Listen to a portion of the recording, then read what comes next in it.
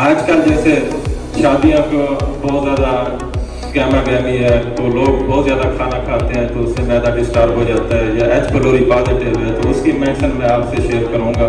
H پیلوری کا ایک نسوڈ آیا ہوا ہے، ایچ پیلوری 1 آپ مریض کو دیں، نوکسمی پہلے ایک ڈوز دیں، دوسری پلسٹل ہے، تیسری لیکوپوڈیم ہے۔ یہ ترتیب سے چوتھی آپ نے ایچ پیلوری دینی ہے۔ یہ ترتیب سے دے کے ساتھ آپ نے نیٹروفاس جو ہے نا 6x میں یا 30 میں دیں۔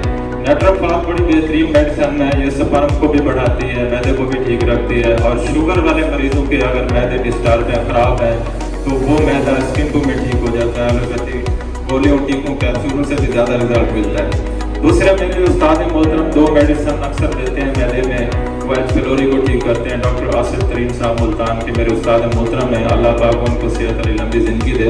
وہ ہر مریض کو آرسینک ارجنٹم نیٹریگم 30 میں ضرور دیتے تھے۔ تو یہ ایچ پیلوری کی جو میڈیسن تھی جو میں نے آپ سے شیئر کی ہے، تو یہ آپ استعمال کریں گے تو آپ کے معدے کے جو مریض ہیں، مسائل ہیں، وہ آپ کو مایوسی نہیں ہوگی، آپ کی کلینک کو، آپ کی پریکٹس کو 4 چاند لگیں گے۔